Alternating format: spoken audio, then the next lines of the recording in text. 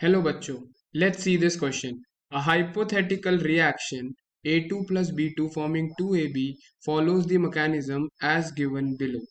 First step, A2 forming A plus 8 is a fast step. A plus B2 forming AB plus B slow step. A plus B forming AB fast step. The overall order of the reaction will be option 1 2, option 2 1, option 3 3 by 2 and option 4 0. इस question को समझने के लिए हमें सबसे पहले देखना पड़ेगा कि इस क्वेश्चन के पीछे हमारा क्या की कॉन्सेप्ट इन्वॉल्व है। तो ये क्या की कॉन्सेप्ट इन्वॉल्व है, वो ये कहता है कि rate of a particular reaction, जो मल्टी स्टेप रिएक्शन होता है उसका जो रेट होता है वो डिपेंड करता है ऑन दी स्लो स्टेप। यानी अगर कोई रिएक्शन काफी सारे स्टेप को फॉलो कर रहा है तो उसका rate of the reaction will be given by the slow step. जैसे कि हम मैकेनिज्म में देख सकते हैं कि step 2 that is A plus B2 forming AB plus B is the slow step. यानी जो हमारे रिएक्शन का रेट होगा वो क्या डिपेंड करेगा, स्लो स्टेप पे डिपेंड करेगा। तो अगर हम इस स्टेप का रेट लॉ लिखते हैं तो वो क्या कहलाएगा, rate will be equal to K into concentration of A into concentration of B2। सही बात है, ये चीज हमारे को समझ में आ गई। इसको मैं इक्वेशन 1 लेबल कर देता हूं। अब हमें पता है कि जो हमारा फाइनल रिएक्शन है ये वाला वो है A2 plus B2 forming 2AB। तो इसके अंदर ए हमारा कहीं भी नहीं आ रहा, तो ए हमारे पास यहाँ पे क्या है, ए मेरा एक तरीके का इंटरमीडिएट है।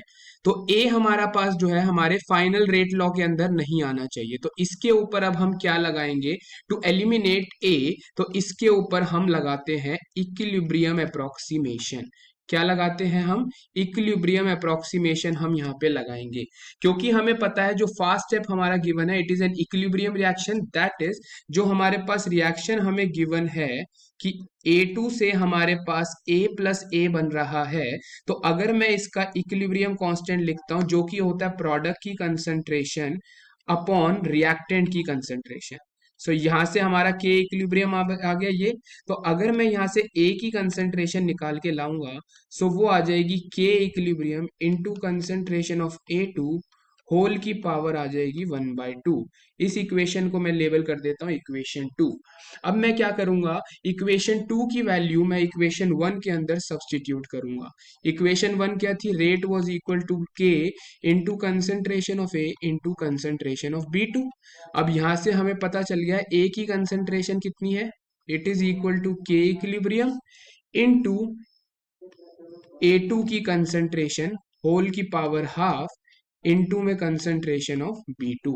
तो यहां से हमारा आ गया K इनटू के इक्विलिब्रियम की पावर हाफ इनटू A2 की पावर हाफ इनटू B2। ठीक है, तो अगर मैं इस K इंटू के इक्विलिब्रियम डैश को कोई K constant, rate constant K dash बोल देता हूं। यहाँ आ गया A2 की पावर हाफ इनटू में हमारे पास आ जाएगा B2 की पावर हाफ।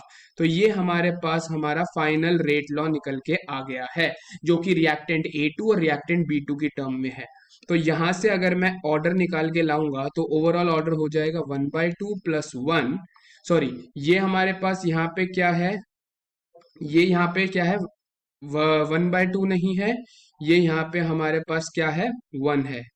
ठीक है, तो ओवरऑल ऑर्डर मेरा क्या निकल के आ गया, 3/2 निकल के आ गया। Hence the correct option for this question is option 3, 3/2। I hope you understood it well. All the best, thank you.